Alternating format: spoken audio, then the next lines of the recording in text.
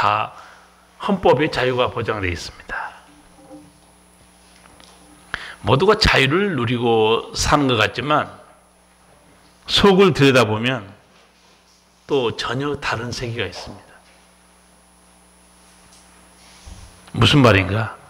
사람들이 무엇인가 붙들려 살고 있어요. 술에 붙들려 사는 사람이 있습니다. 맨정신은 멀쩡해요. 술이 들어가면 품위도 인격도 다 잃어버립니다. 술 먹다가 알코올 중독자가 되면 이제 술이 노예가 돼요.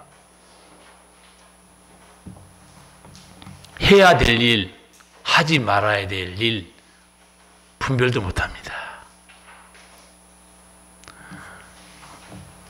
술 마시는 게 죄인가? 잠언 23장 한번 보십시오. 술 때문에 얼마나 인생이 망가지는가.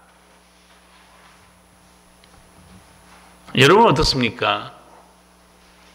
술에 붙들려 삽니까? 아니면 자유합니까? 예, 여기 설마 지금도 술에 붙들려 사는 사람 없겠죠? 나는 모르거니와 주님은 아실 거예요. 그런가 하면 돈에 붙들려 사는 인생이 있어요. 돈밖에 안 보여요.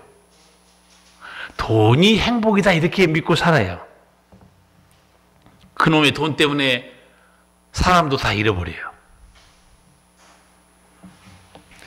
나중에 어떻게 되느냐? 돈 좀 벌었는데 이제 몸에 병이 든 거예요. 돈을 다스리며 살아야 되는데 돈의 노예로 살아가요. 예수님께서 마태복음 6장에서 이렇게 말씀하셨습니다. 한 사람이 두 주인을 섬기지 못할 것이니 혹 이를 미워하며 저를 사랑하거나 혹 이를 중히 여기며 저를 경히 여김이라. 너희가 하나님과 재물을 겸하여 섬기지 못하느니라. 사람에게 두 주인이 있다는 거예요. 하나는 하나님, 하나는 재물. 그런데 예수님이 말하는 재물은 돈이 아니에요. 만문, 돈의 신입니다. 돈이 신이 돼 있어.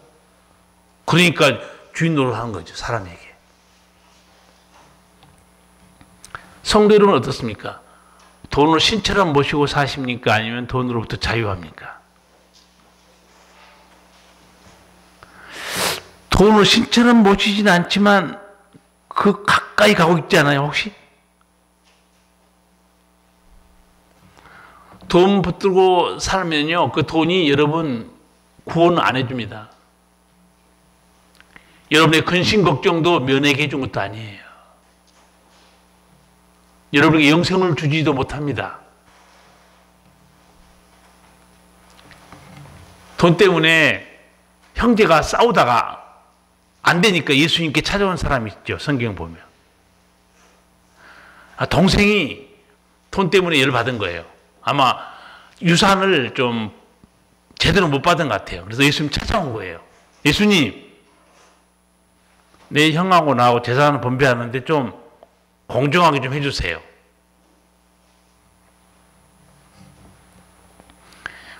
예수님이 알아듣지 못할 이상한 말을 했어요.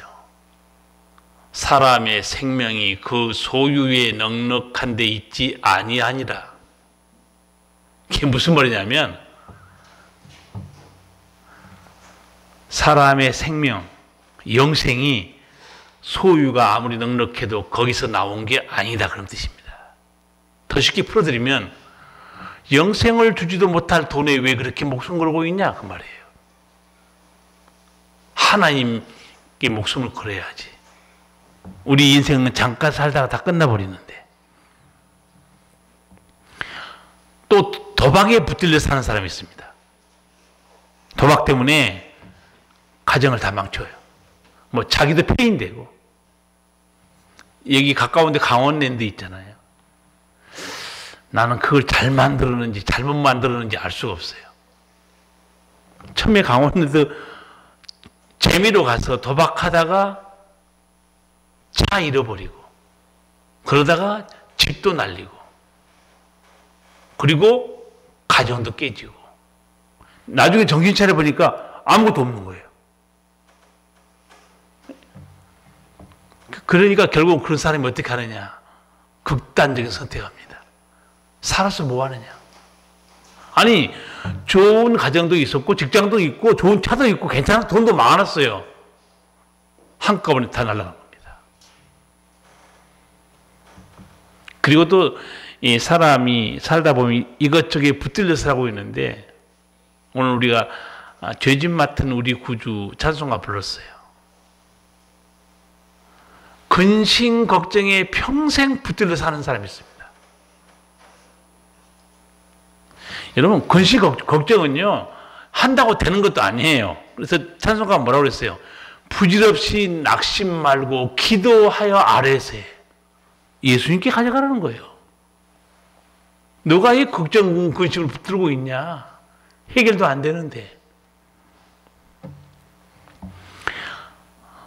대한민국이 태어나서 자유인으로 사는 것 같지만 속을 들여다보면 어떤 사람은 술에 붙들려 있고 어떤 사람은 돈에 붙들려 있고 어떤 사람은 도박과 마약에 붙들려 있고 어떤 사람은 평생 근심 걱정에 붙들려 있어요. 그런데 이게 전부 아니에요. 인간이 알지 못한 것에 붙들려 있는 것도 있습니다. 그 영적 세계예요. 술, 도박, 마약 뭐 이런 것들은 인간이 어느 정도 관리가 가능하죠. 그런데 인간의 힘으로 스스로 절대 빠져나올 수 없는 하나의 올무가 있습니다. 그게 죄예요. 죄에 붙들려 살면서도 자기가 죄의 종인지 모릅니다. 여러분이나 저나 교회에 나와서 예수님 말씀 들었기 때문에 아는 거예요.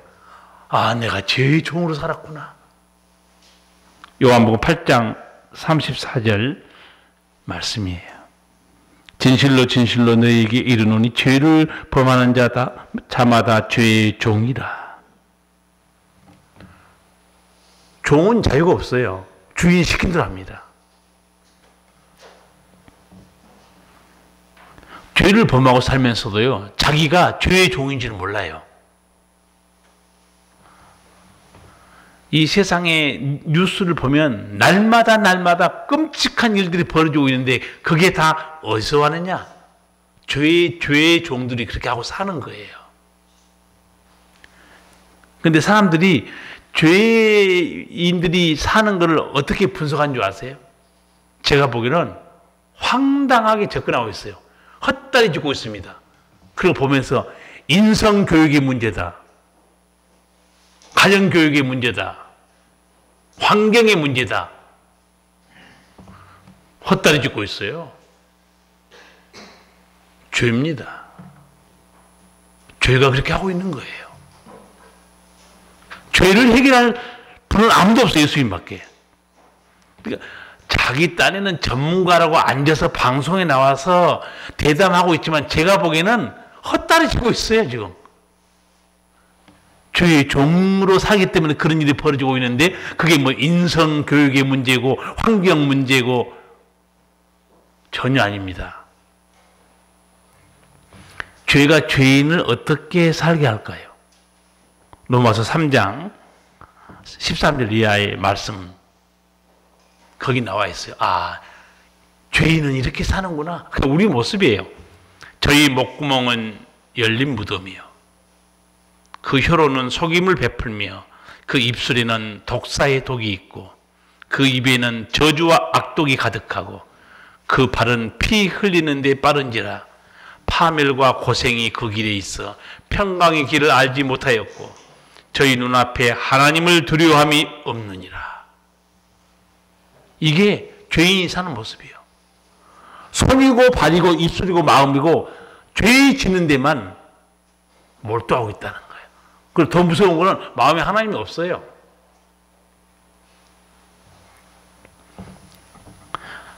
또 하나 인간이 자기가 붙들려 있으면서 누구에게 붙들려 있는지 모르는 게 또 하나 있어요. 아까 처음에는 자기가 죄에 붙들려 있으면서 죄에 붙들려 있는지 모른다고 그랬죠. 또 하나, 뭐에 붙들려 있으면서도 알지 못할까요? 영적으로 보면 그게 마귀입니다. 마귀의 하수인이 마귀가 시킨 대로 하면서도 모르고 살고 있는 거예요.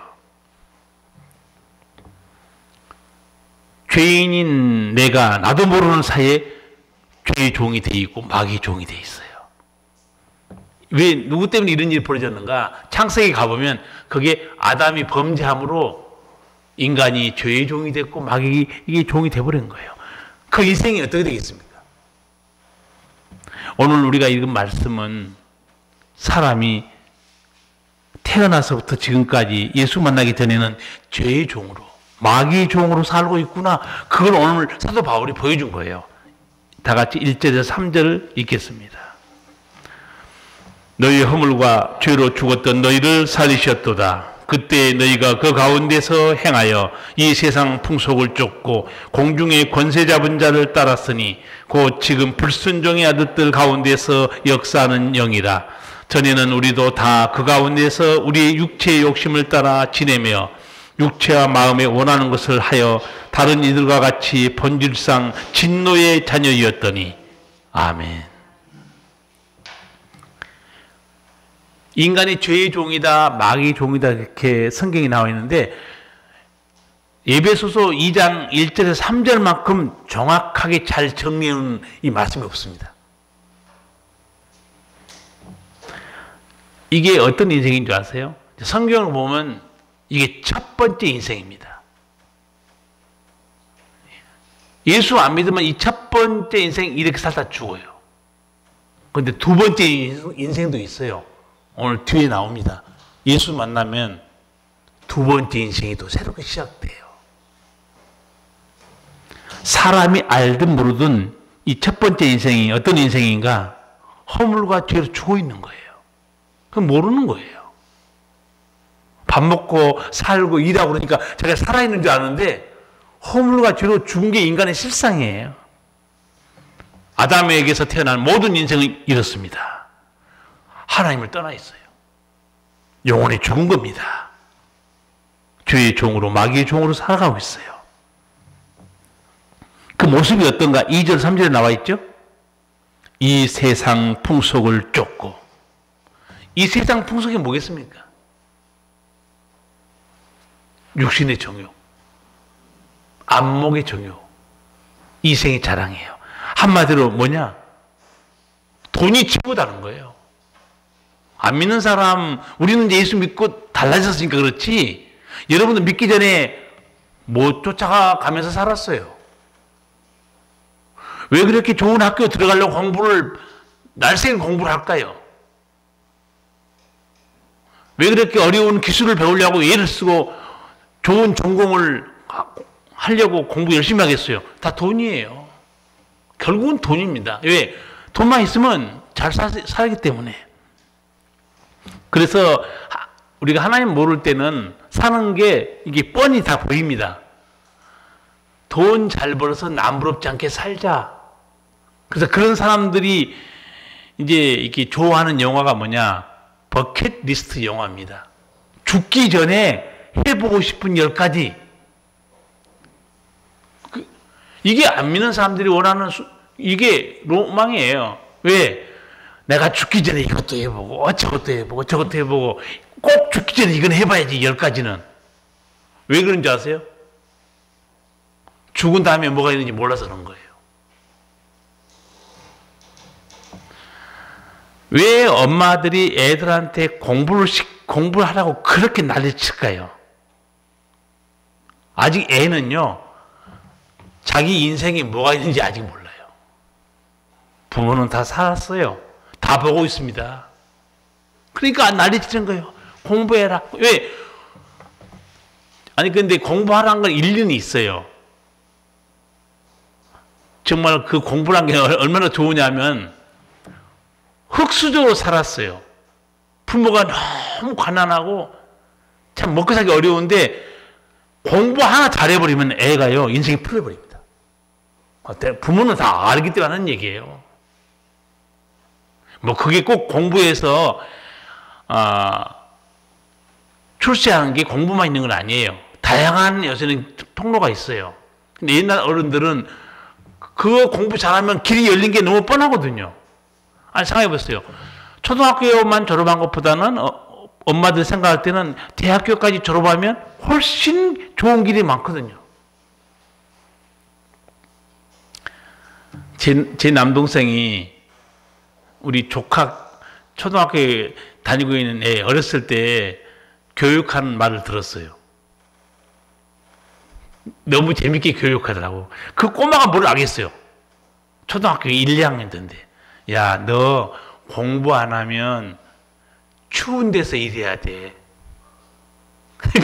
그게 교육이에요. 너 공부 안 하면 추운 데서 일하는 거야. 봐봐. 공부를 잘하면, 공부 많이 하면 저 좋은 건물 따뜻한 데서 일하는 거야. 애가 추운 게 싫어하니까. 나는 좋은 교육이라고 생각해요. 공부를 하면 내가 좋은 따뜻한 데서 일할 수 있구나. 공부 안 하면 내가 추운 데서 벌벌 떨면서 일하는구나. 저도 추운 데서 일했어요. 한때는. 뭐 공부도 못하고 그러니까 공장에서 벌벌벌 떨면서 난로는 있어요. 그런데 그냥 한 대 같은 데서 일했어요. 난로는 저 가운데 있고 찬바람 다 들어오고 벌벌 떨면서 그 난로 가까이 가지도 못하고 벌벌 떨면서 일했거든요. 근데 하나님께서 나중에 대학을 공부시키고 대학 졸업한 다음에 회사에 들어갔더니 겨울이 난방이 되는 거예요. 건물에. 여름에 에어컨이 나와요. 왜 이런 데도 있구나.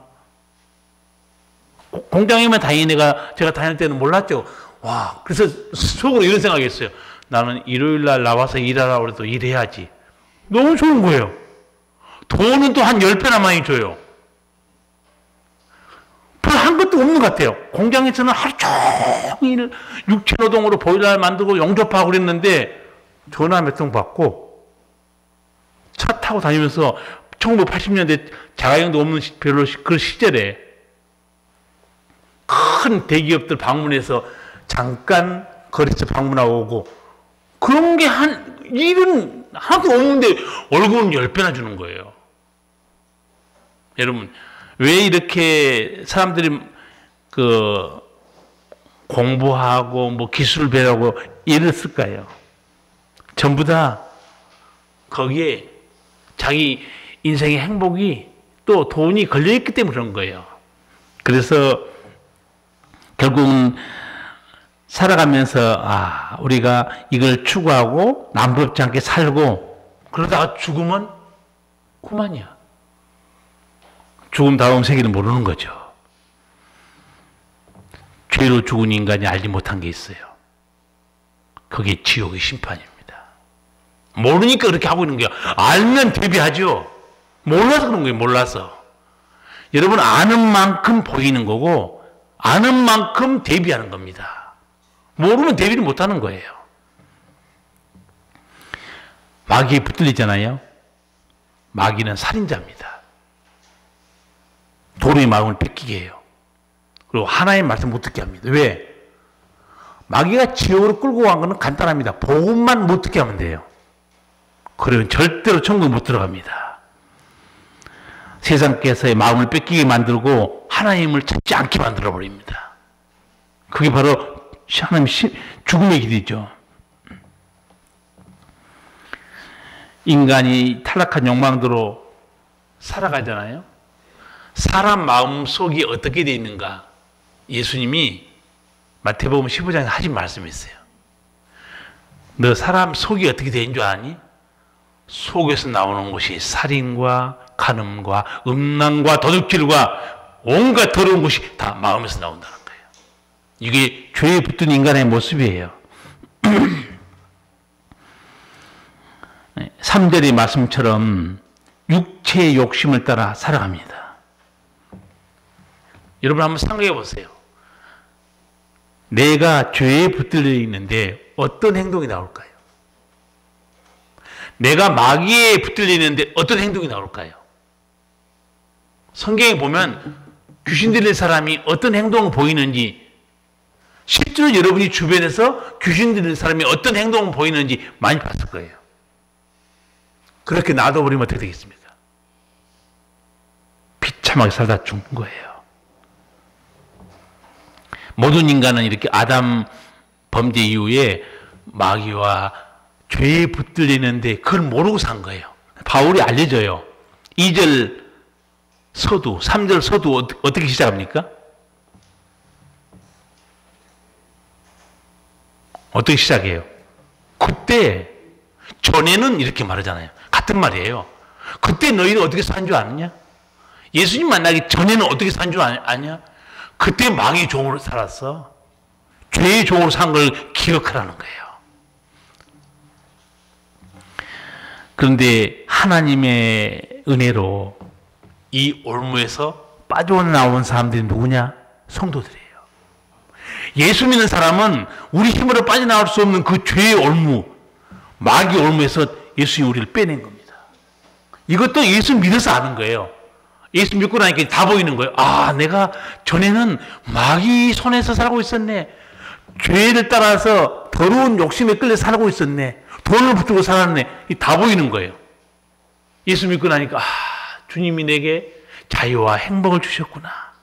이게 두 번째 인생이에요. 예수 믿는 사람은 인생을 두 번 사는 거예요. 첫 번째는 죄의 종으로, 마귀의 종으로 살다가 예수 믿고 나서는 이제 하나님의 자녀로 살아갑니다. 마귀의 종에서, 죄의 종에서 이제 풀려난 거예요. 이게 구원입니다. 은혜예요. 4절, 5절을 같이 한번 읽어보겠습니다. 긍휼에 풍성하신 하나님이 우리를 사랑하신 그 큰 사랑을 인하여 허물로 죽은 우리를 그리스도와 함께 살리셨고 너희가 은혜로 구원을 얻은 것이라. 아멘. 얼마나 놀라운 하나님의 은혜입니까? 죄와 마귀의 올무에 붙들려 있었는데 하나님 우리를 건져줬는데 뭐 때문에 건진받았느냐? 4절 뭐 때문에 구원받은 것 같아요? 긍휼에 풍성하신, 긍휼이 뭡니까? 불쌍히 여겨준 거예요. 그러니까 제가 몇 주 전에 여러분들이 질문했죠. 긍휼이 먼저일까요? 은혜가 먼저일까 물어봤죠. 긍휼은 불쌍히 여기는 거고 은혜는 값없이 베푼 사랑입니다. 어떤 게 먼저인가? 여러분이 질문했죠. 은혜가 먼저인가? 긍휼이 먼저인가? 긍휼이에요. 여기도 그렇게 말합니다. 하나님 우리를 불쌍히 여겨줬기 때문에 은혜를 베풀었다는 거예요. 불쌍히 여겨줬기 때문에. 그래서 여러분 성경을 보시면 이런 장면이 종종 나와요. 문둥병자, 소경, 그 다음에 안진뱅이. 예수님한테 뭐라고 소리는 줄 아세요? 다윗의 자손이여 우리를 불쌍히 여기소서. 불쌍히 여기소서. 그런 소리 지릅니다. 예수님 우리를 불쌍히 여기소서. 이 귀신의 고통에서, 이 문둥병에서, 이 중풍병에서 좀 고침받게 예수님 우리를 불쌍히 여겨주세요. 여러분 기도 잘 안 되면 그것만 기도하세요. 충분합니다. 나의 사랑의 주님, 나를 불쌍히 여겨주세요. 최고 기도예요. 1시간 동안 이것저것 다 안 빼고 안 해도 예수님 다 알고 있어요. 아주 1번부터 100번까지 안 해도 여러분 나중에 기도가 안 되고 마음 힘들 때는 딱 한마디만 기도하면 됩니다. 예수님, 나를 불쌍히 여겨주세요. 하나님이 불쌍히 여기는데 하나님이 못 도와줄 일이 어디 있습니까? 여기서도 왜 우리가 구원받았는가? 긍휼에 풍성하신 하나님이 우리를 사랑하신 그 큰 사랑을 인하여 허물로 죽은 우리를 그리스도와 함께 살리셨고 너희가 은혜로 구원을 얻은 것이라. 구원은 은혜예요. 나는 여러분이 그 신앙생활 잘하면서 하나님 뜻대로 살지 못하는데 천국 갈까? 이런 쓸데없는 고민을 할까 봐서 가끔 제가 여러분에게 알려드리는 거예요. 제가 그런 적이 있었어요. 열심히 우리 청년 때 이렇게 몇 명이 모여서 예수 믿고 있는데 한 애가 이렇게 말하는 거예요. 아, 나는 지금 이 모습으로는 천국 못 갈 것 같아. 그러니까 또 다른 청년들이 동조하는 거예요. 아, 나도 마찬가지야. 내가 이렇게 살아서 천국 가겠어? 근데 지금 제가 목사에서 보니까 다 천국 가는 사람들이에요. 뭘 생각하고 있느냐? 자기 모습을 보고 있어요. 우리 모습으로 천국 가는 거 아니에요. 믿음으로 가는 거예요. 그런데도 이상한 목사도 있습니다. 거기 빠져드는 성도 있어요. 아니, 예수 믿는다고 천국 가는 줄 아세요? 주의 뜻대로 살아야지. 말은 맞는 것 같아요. 제가 요한복음 3장 16절 한번 다시 설명해 드릴게요. 예수님이 니고데모에게 어떻게 하면 천국 들어가는 거 알려주면 귀한 말씀이에요. 하나님이 세상을 이처럼 사랑하사 독생자를 주셨으니 이는 저의 뜻대로 사는 자가 영생을 얻을 것이요. 그렇게 안 돼 있어요. 이는 저를 믿는 자마다 멸망치 않고 영생을 얻는다는 거예요. 여러분, 성경을 똑바로 알아야 됩니다. 영생 얻는 것은 믿음으로 얻는 거고, 하나님 뜻대로 사는 것은 자녀가 됐으니까 그 다음부터는 아버지 뜻대로 사는 거예요. 절대 구원에다가 행위를 갖다 대면 안 됩니다. 사도 바울이 오늘 8절 9절 한번 같이 두 절 읽어볼까요? 뭐라고 말했는가? 너희가 그 은혜를 인하여 믿음으로 말미암아 구원을 얻었나니 이것이 너희에게서 난 것이 아니요 하나님의 선물이다. 행위에서 난 것이 아니니 이는 누구든지 자랑치 못하게 함이니라. 아멘. 내가 선행도 하고 구제도 하고 남도 도와주고 기도도 하고 봉사도 하고 행위로 구원받는 게 아니에요. 구원은 믿음으로 받는 겁니다. 행위는 구원받은 자녀가 아버지 뜻대로 사는 거예요. 그래서 지난주인가 제가 그거 다시 한번 여러분에게 질문했어요. 하나님 뜻대로 살아야 천국까지. 그럼 뜻대로 사는 거 한번 기준을 내가 여러분에게 물어봤어요. 뭐 하나님은 우리 보고 사랑하고 살라고 그래요. 사랑을 얼만큼 하면 천국 갈까요? 우리 보고 구제하라고 그럽니다. 남 모르게. 구제를 얼만큼 하면 천국 들어갈까요? 우리 보고 기도하라고 그럽니다. 그럼 기도를 얼만큼 하면 들어갈까요? 우리 보고 또 하나님이 용서하라고 그래요. 용서를 얼만큼 해야 천국 들어갈까요? 우리 보고 전도하라고 그럽니다. 몇 명을 전도해 천국 들어갈까요? 질문 제가 딱 던지면요, 그렇게 많은 사람 머리 띵합니다. 답이 없어요. 알지도 못하면서 무슨 그 뜻대로 사는 자가 들어간다. 아예 하나님 뜻대로 전혀 못 사는 사람은 천국 못 가겠죠. 그런데 예수 믿고 거듭난 사람이 다 하나님의 뜻대로 살려고 애를 쓰고 있어요. 제가 들어보면 성도 여러분이 변화가 다 왔어요. 괜히 율법적인 그런 그 주장을 여러분 할 필요도 없고 너무 거기 매일 필요도 없습니다. 행위에서 난 것이 아니다. 믿음으로 구원받았다는 거예요. 자,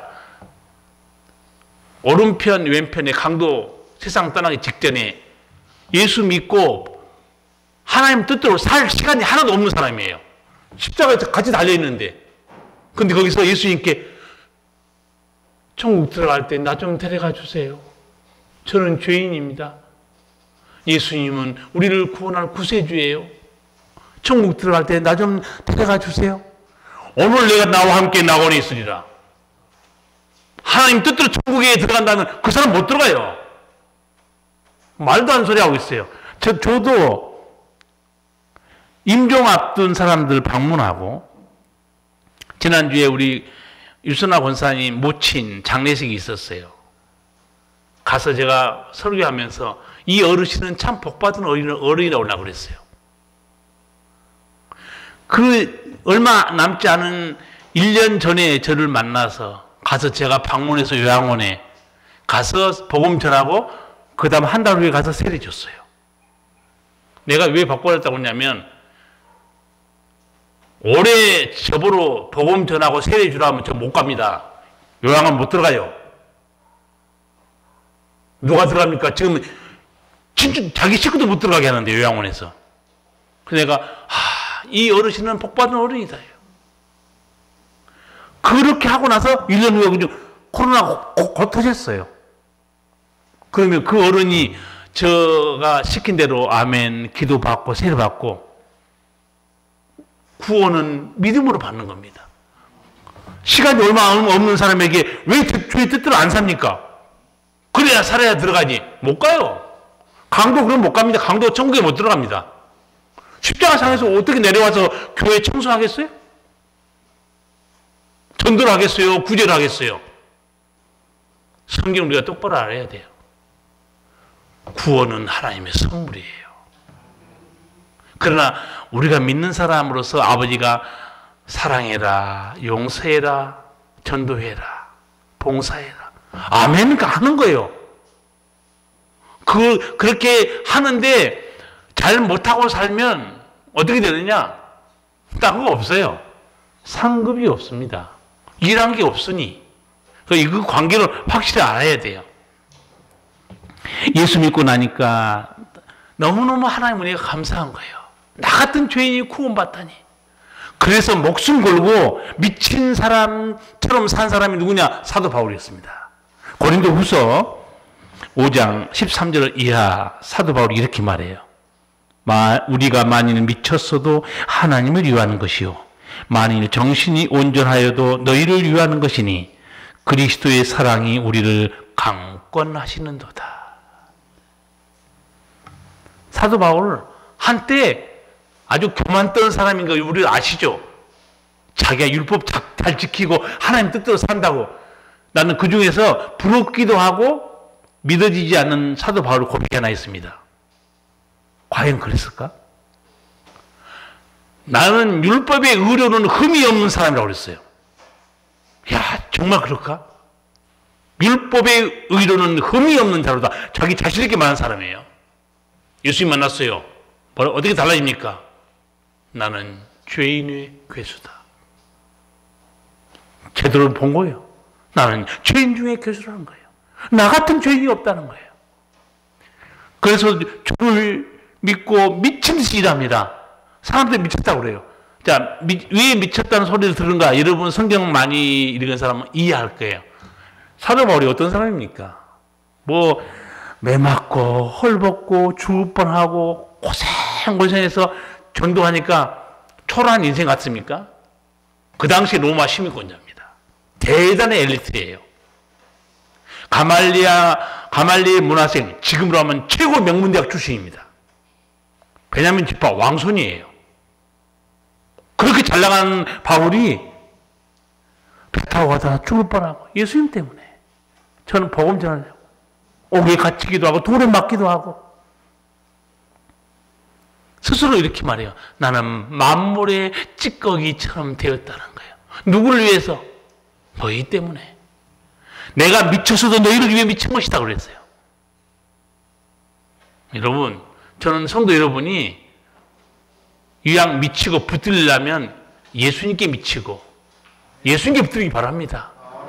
그 돈이나 그런 세상 헛된 것이 거기 붙들리고 미쳐가지고 비참하게 인생 끝낸 게 성도입니까? 나는 미쳐서도 주를 위해 미쳤다는 거예요. 너희를 위해 미친 거 아니냐? 정말 누가 들어도 이해가 안 된 미친 사람 하나 소개할게요. 철학 박사, 신학 박사, 의학 박사, 거기다 음악 박사까지 받은 사람이 있어요. 박사학위 그 중에 하나만 있어도 충분히 먹고 삽니다. 진짜 이 사람 머리가 얼마나 좋은지. 박사학위가 4개예요.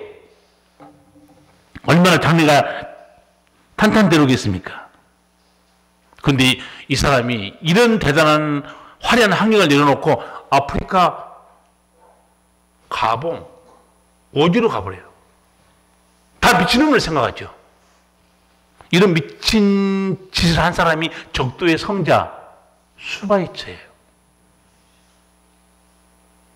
저는 아프리카 탄자니아까지 가봤지만 가봉 못 가봤는데 이 수바이처가 보니까 신학 공부도 굉장히 열심히 했어요. 박사학위 받을 정도니까. 물론 신학적으로 조금 문제도 있는 부분도 있어요. 그런데 그가 성경을 연구하다가 예수님을 깊이 연구하다가 딱 깨닫고 꽂힌 게 하나 있습니다. 그게 뭐였냐? 성령의 역사겠죠. 예수님만큼 인간을 깊이 사랑하는 분은 없구나 깨달은 거예요. 예수님만큼 인간을 사랑하는 사람이 없다는 거예요. 생명경외 사상입니다, 이걸. 근데 이 수바이처가 어느 날 길거리에서 조그맣게 만들어 놓은 흑인 동상을 본 거예요. 그게 눈에 들어온 거예요. 흑인 동상을 보는 순간에 아프리카의 수없는 그 불쌍한 흑인들, 배우지도 못하고 의료 혜택 받지 못하고 죽어가는 게 떠오릅니다. 그래서 그 마음에 이 흑인들을 살려야 돼. 하나님이 내게 이런 대단한 학위를 주고 이렇게 나를 많이 공부시킨 거 결국은 생명 살리는 데 써야 되는구나. 거기에 꽂힌 거예요. 그래서 결국은 모든 걸 내려놓고 아프리카로 떠나버립니다. 다른 사람은 수바이처럼 미치다고 할 거예요. 그렇죠? 여러분, 미친 데는 이유가 있습니다. 알코올 중독자 되면 어떻게 돼요? 거기 지금 붙들려서 미쳐있는 거죠, 술에. 수바이처가 미치는 데는 딱 한 가지 이유. 예수님의 사랑이 자기 속에 들어온 거예요. 예수님의 사랑이 들어와요. 바울도 그랬잖아요. 바울도 나중에 미쳤다고 소리 들을 때 바울이 내가 왜 미쳤는가 설명해 줘요. 그게 무슨 말이었냐면 그리스도의 사랑이 나를 강권하시는도다. 내가 이렇게 미친 사람처럼 사는 거 왜 그런 줄 아니? 예수님의 사랑이 나를 끌고 다닌다는 거예요. 전혀 부끄러움 없이 모든 고난을 참고 밑바닥 찌꺼기같이 돼도 기쁨 있게 이렇게 내가 달리고 있는 것은 예수의 사랑이 나를 끌고 다닌다는 거예요. 나는 여러분이 이런 사랑에 붙들려서 좀 미치게 살기 바랍니다. 여러분 보고 그 사람들이 감동받을 거 아니에요? 예수님의 사랑이 우리를 강권하는도다. 바울이 목숨을 걸고 복음 전한 거예요. 광신자가 아니에요. 딱 설명한 게 바로 그겁니다. 그리스도의 사랑에 내가 붙들려 있어 그런 거다. 행복한 사람 아닙니까? 여러분, 세상 어떤 것이 붙들지 마시고 예수님께 붙들기를 바랍니다. 초대교회 성도들, 여러분 사도행전 2장 보시면 나오죠. 미친 사람들처럼 살죠. 자기 거 다 팔아다가 하나님께 드려요. 미친 사람 아니에요? 내가 우리 성도를 찾아가가지고 귓속말로 집사님 그 땅 좀 팔아가지고 선교합시다. 그럼 그럴 거예요. 목사님 나 땅 없어요. 있어도 없다고 그럴 거야. 근데 내놔요.